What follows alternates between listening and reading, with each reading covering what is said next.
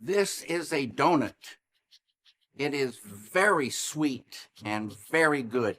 But if you'd never tasted a donut, you wouldn't really know how sweet and how good a donut is if you'd never had that experience. Transcendental meditation is like that.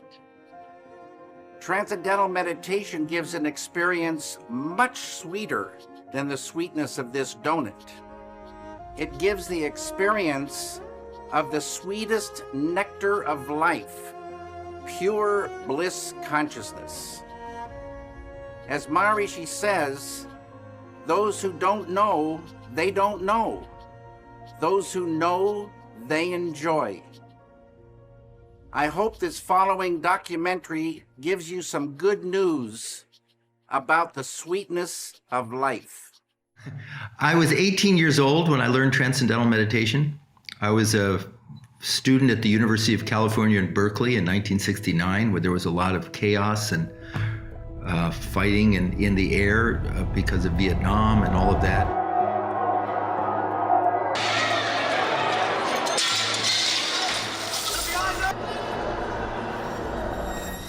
I was looking for something that was truthful and could give me access to an inner stability and an inner reality, because the outer world was so chaotic and crazy.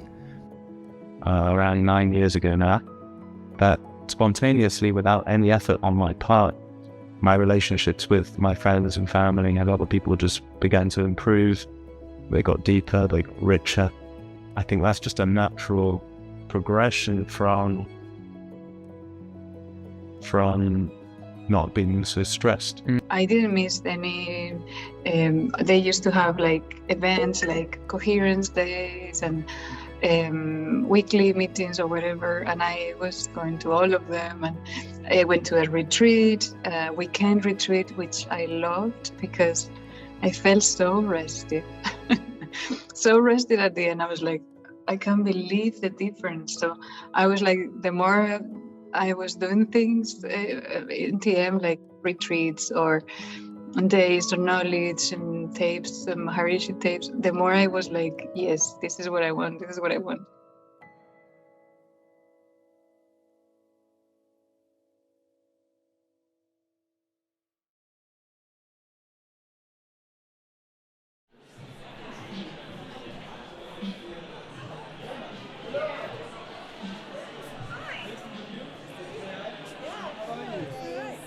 Meditation is a very big part of what I do because I don't make any plans before I paint.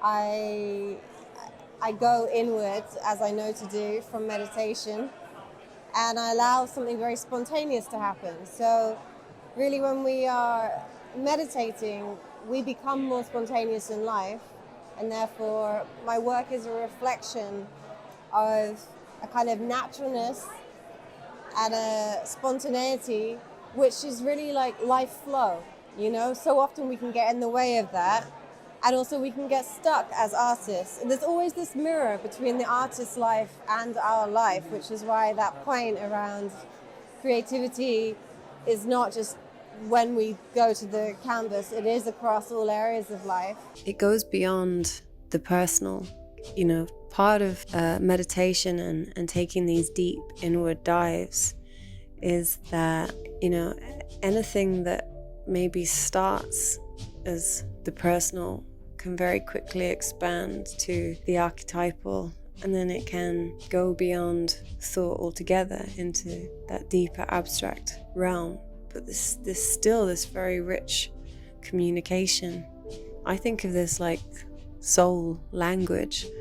I think what it's giving me is the articulation for something that is beyond words. My energy went up. I was someone who would really struggle with her energy levels, slept too much, was all out of balance. Now that I'm in balance, you know, I can manage.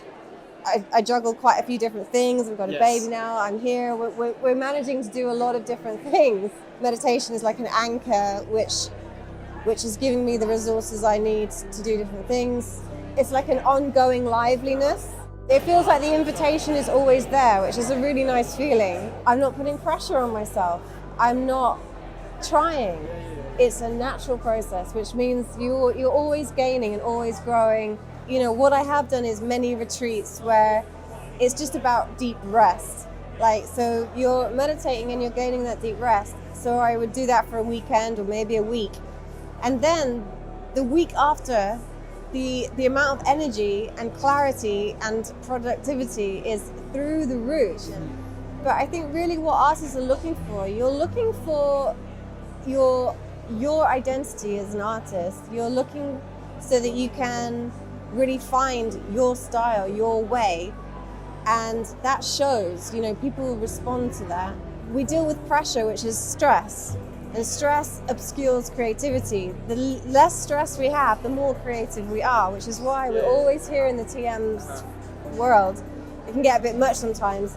We go quiet, we release stress, but that's what makes us more creative, because that's who we are naturally. Stress is artificial. Stress is something that doesn't come from us naturally, but we take it on, and it's kind of unavoidable. What's the difference between a stressed artist and an artist that's in the flow?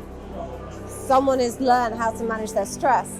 David Lynch, what an example. He says himself, he was an angry, frustrated, probably not going anywhere that fast until he discovered the technique, and the stress started melting away, and suddenly his intuition is going through the roof. That's a really important point. We've skirted around using language like become more you, come from within, but we know what intuition is. Intuition is trusting your inner voice, trusting your impulse, trusting your desire. Yes. That's what this is. Life has become so much more enjoyable because I feel integrated as myself, my art flows, life gets more and more exciting. So what I say to anyone who's thinking about TM is just to imagine what their best life is, and then to consider that just from 20 minutes twice a day, it will naturally come to them, and it will bring many gifts and many positive surprises along the way. So.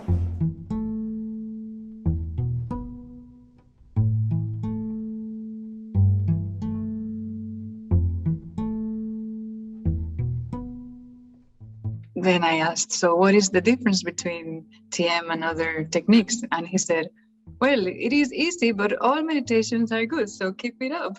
And I was like, And then I was very curious, and I searched it, and then I found my teacher online. I hadn't finished the course. I was on the, maybe the third day check-in, or very soon as I started. And I said, how can I become a teacher? And then she said, first you have to finish the course. I felt so rested. So rested at the end, but I couldn't believe I still fell asleep. It was like tiredness that was there, really deep rooted. Tiredness, all tiredness that you're not used even to even conceive that is tiredness. It's like a really change in your nervous system, deep change.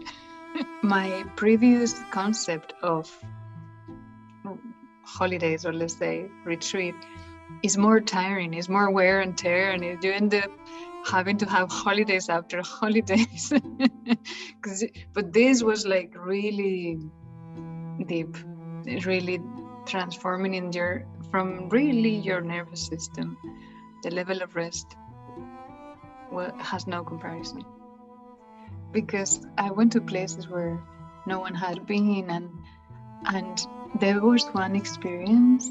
It was in the Chimalapas. They were considering themselves Chimalapas, and they were in the border between Chiapas and Oaxaca. It was 3:00 when they finished their classes, and it was 4 days that they have been meditating. And he said, I already feel different. I already feel that now at 3:00 other days, I'm really tired. And today, that it was already only 3 days meditating, really. He said he felt with energy. He said it has to be a good thing. Our ancestors had something like this, but we have lost it. And he said, and someone from the outside has to come to remind us. It was like nothing new. It was just something that the essence was there, but they had forgotten. And he said, I never see my wife sitting with her eyes closed, and she looks so peaceful. It has to be a good thing. She needs that. In 10 years, probably you're not living in the same house, you're not living with your parents, you probably, that first love is not the first love anymore. So everything outside is always changing. But when you close your eyes and you experience your inner self, that is always there. Is really the anchor. Because that doesn't matter if you're 15, if you're 20, if you're 30, if you're 50. You close your eyes and that's part of you that remains the same. You keep that connection with the permanent base of yourself. Then it's like you're more stable and you enjoy more and suffer less. Transcending is the process of taking the mind from the surface level to the quiet level. But the state you reach, well, once you have transcended, is called transcendental consciousness. And there's actually a fourth state that is not the same as sleep, it's not the same as dreaming, which it is a different in each state of the mind. There is a correspondence in the body. So when you're dreaming, there is REM phase, and the body is different from deep sleep. And then it's awake, you're awake. So this is not neither of those. One of the questions that people often ask about meditation, transcendental meditation, is why is it so pricey? For me, it depends, because it's 4 days in a row, the course, but it's a lifetime tool. I've been meditating since 2009, and if I divided I don't know how much I paid, I think it was 350 euro, and it was the discount rate for students. That's already been 13 years. I think that's cheap. You have everything you need to be self-sufficient. Then it needs you or the person who is going to start to have the desire and want to have that twice in their routine, to be able to schedule. But you have it forever. And there was one school I spent there 2 months altogether. And the actual director, his wife was a nurse. He had hypertension, and he noticed a big change since he was practicing TM. That's one of the cases. There was one little kid he gave his experience to other kids, and he said his hands were very sweaty. Because he got nervous, and he only a few days after meditation he noticed his hands were drier.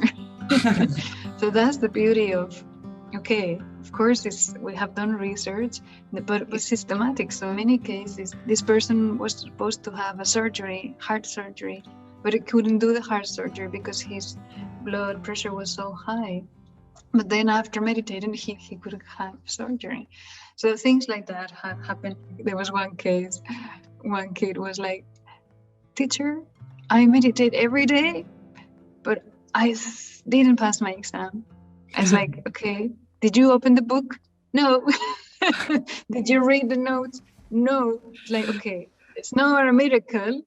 You might be more intelligent, you might be more resourceful, whatever, but you need to study. It's difficult to give from an empty vessel. So if you're tired and stressed and overwhelmed and overworked and you're not able to give to your relationships. Well, I found personally, I don't know if you found the same, but when I started doing the Transcendental Meditation around 9 years ago now, that spontaneously, without any effort on my part, my relationships with my friends and family and other people just began to improve. They got deeper, they got richer.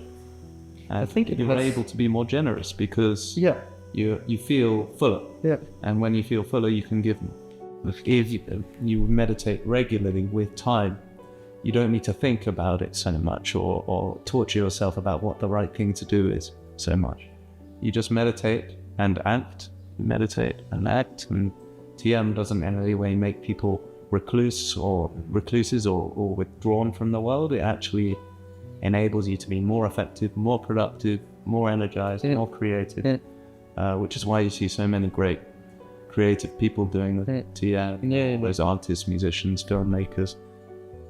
Transcendental meditation reduces recovery time, so you recover quickly from training or from injuries and things like that.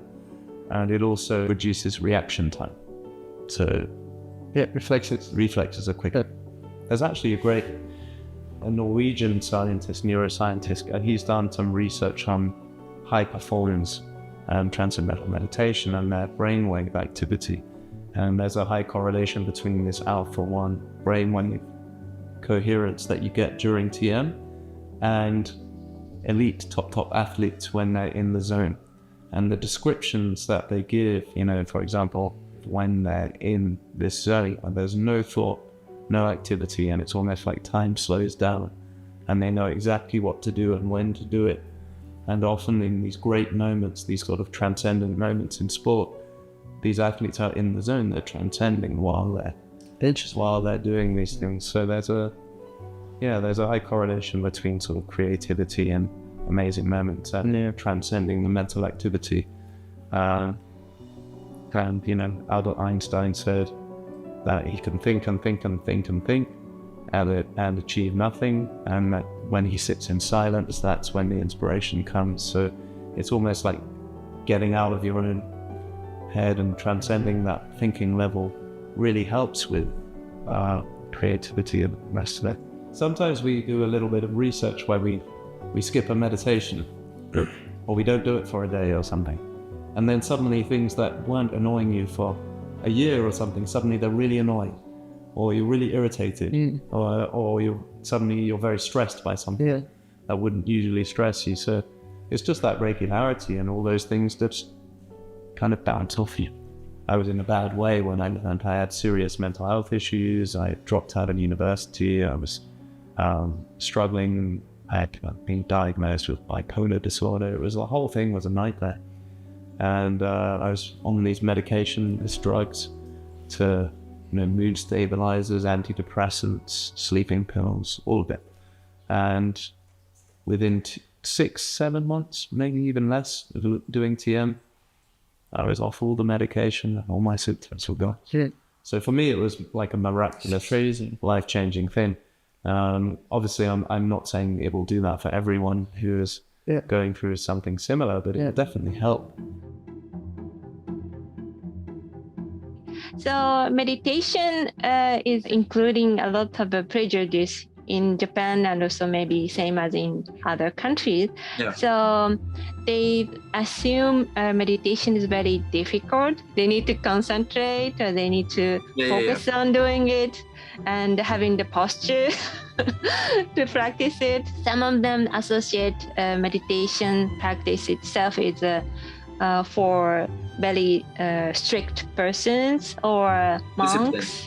Disciplined persons or monks or recluse people. Nowadays, we heard a lot of this Western kind of meditation, like mindfulness meditation, are practiced in the Google company, for example. So a lot of Japanese company also start implementing this meditation in the company. If everyone is practicing transcendental meditation in the office, very easy for them to be regular and also having the deep relaxation during the office work time, so they can work more efficiently in a short time. They can also enjoy the family life after work. So that's the ideal situation. Yeah, absolutely.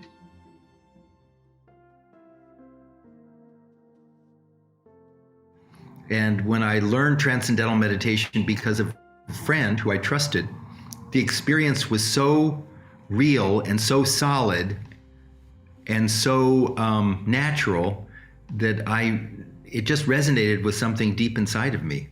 And I just continued to meditate now over almost 52 years. Even as a child, I wanted to make the world a better place to be. I worked for Senator Bobby Kennedy when he was running for president. Wow. I wanted to change the world. And I realized early on that the real change in the world was not going to come from politics alone, but the transformation had to be somehow internal.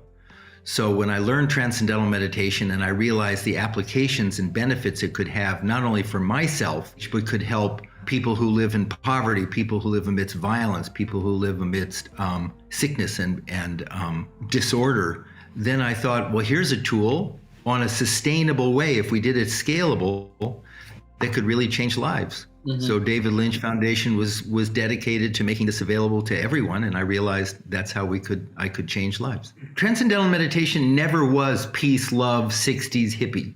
Transcendental meditation is an ancient practice. It goes back over 6,000 years that allows an individual to develop her or his full potential of the brain, creative potential, develop ideal state of health, and give a person the energy and creativity and clarity to make the kinds of changes that have to be made in the world. The biggest obstacle to change right now, sustainable change, whether it's in healthcare or education or political, economic, is the sustained focus and the creative focus of the people involved in that transformation. If they get burned out, if they get stressed out, if they give up, then the whole thing collapses.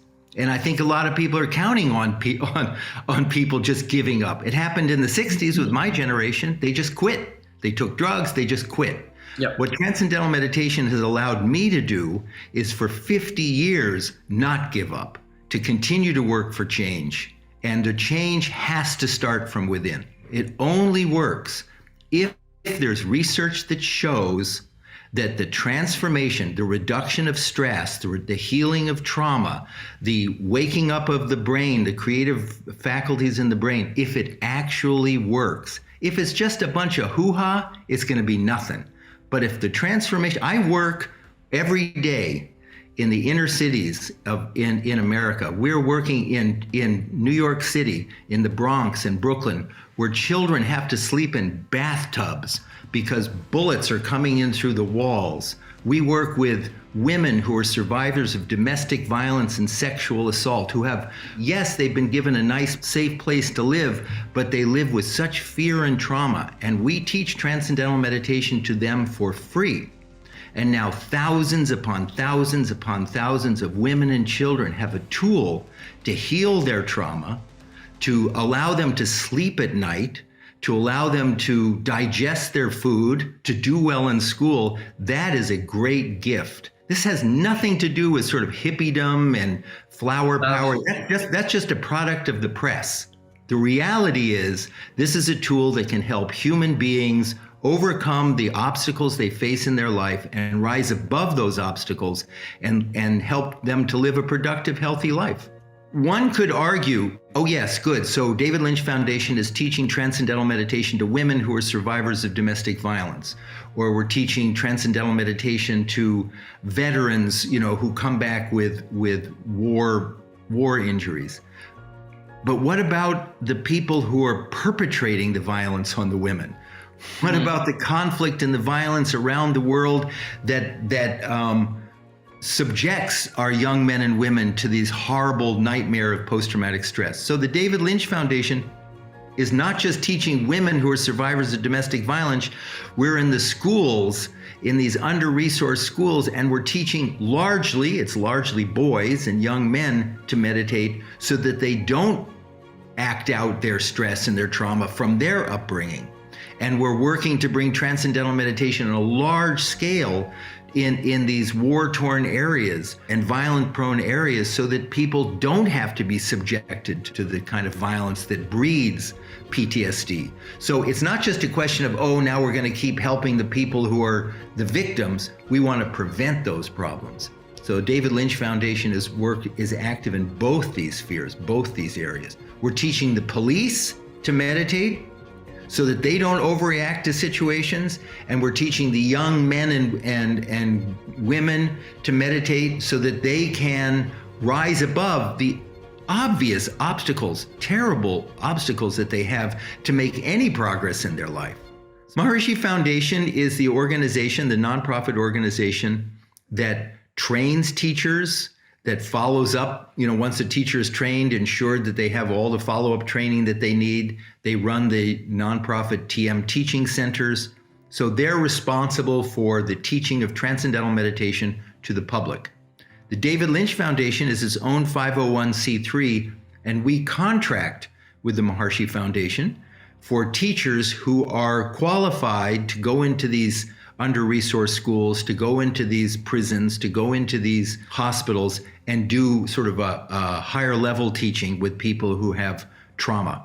So David Lynch Foundation contracts with Maharishi Foundation and provides the additional training when necessary in order to work in these specialized communities. I see. Okay, cool. Every human being has an amygdala, which is the fear center. Every human being has a sympathetic nervous system, which is fight or flight. Every human being has a prefrontal cortex, which is executive functioning in the brain. Transcendental meditation strengthens the executive functioning, calms the emotional, the amygdala, calms the sympathetic fight or flight, and really bolsters the health and well-being of the human being so that they can be a more productive member of society.